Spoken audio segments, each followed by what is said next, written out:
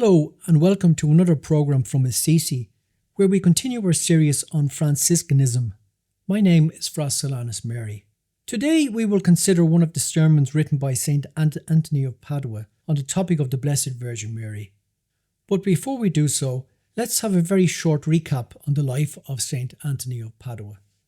More than a few people seem to think that St. Anthony was Italian. In fact, he was born in Lisbon, in Portugal. He started his religious life as an Augustinian, but later transferred to the Franciscan order. He lived in Italy and was appointed by St. Francis himself to teach theology to the friars. He died in 1231 at the relatively young age of 36 years. Anthony was canonized the following year in 1232. In 1946, Pope Pius XII proclaimed him a Doctor of the Church. I hope to look into his life in greater detail in a future programme. We are lucky to have many of Anthony's sermons still with us today.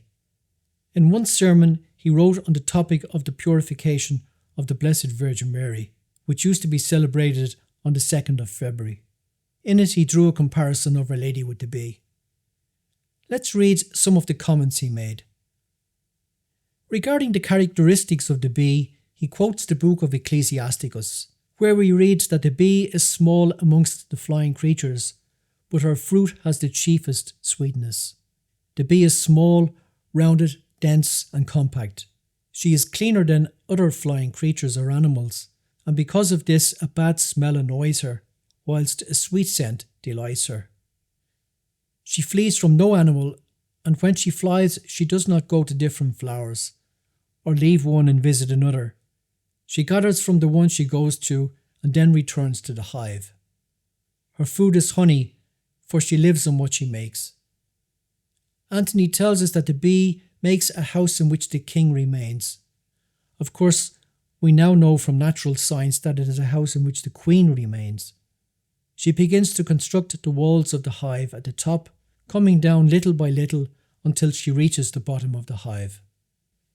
In the same way, Anthony tells us, Our Lady was small in her humility, rounded in contemplation of heavenly glory, which has no beginning or end, dense in charity, since she who bore charity in her womb for 9 months could not lack charity, compact in poverty, and purer than others by her virginity.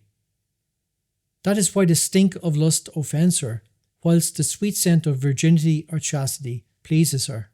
And so he who would please the Blessed Virgin should shun lust and practice chastity. Anthony goes on to tell us that the Blessed Virgin flees no animal, that is, no sinner. Rather, she welcomes all those who have recourse to her, and so she is called Mother of Mercy. She is merciful to those in misery, the hope of the hopeless. In the book of Canticles we read that the bridegroom says, I am the flower of the field and the lily of the valleys. Blessed Mary chose this flower, leaving all others, clinging to it and receiving what she needed from it. Nazareth, where she conceived, means flower, and she chose this place above all others. The flower which sprang from the root of Jesse, to quote the book of Isaiah, loves a flowery homeland. The food of Blessed Mary was her Son, the honey of the angels and the sweetness of all the saints. She lived from the one she nourished. The one she suckled gave her life. The Blessed Virgin Mary prepared her house, her mind by humility, and her flesh by virginity, in which the King of Angels might dwell. And notice how the bee begins to build from above. So too the Blessed Virgin began to build not from below in the sight of men, but from above in the eyes of the Divine Majesty. And little by little, discreetly and in due order, she began to come down to human attention, so that being already chosen in God's sight, she might become admirable in human sight. Anthony concludes his discourse with a short paragraph on the virtue of humility. He tells us that the bee is small amongst flying things. Whilst many virtues shone out excellently in Mary, humility shone out with even more excellence.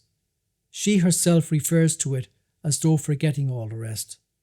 He regarded the humility of his handmaid, from the Magnificat in Luke's Gospel, and so is called small amongst flying things.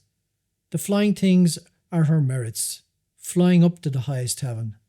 The last chapter of Proverbs says, "Many daughters have gathered together riches," that is to say, virtues. "Thou hast surpassed them all," because humility flies higher than all. Yes, I know that our knowledge of natural science has increased a lot since Anthony's day, but I think the metaphors, the allegories used by him still hold true. I really enjoyed this lovely sermon by St. Anthony. I do hope that you enjoyed it too, and will join me again soon for another programme. Until then, this is Fra Solanus Mary saying, thank you for listening, and God bless.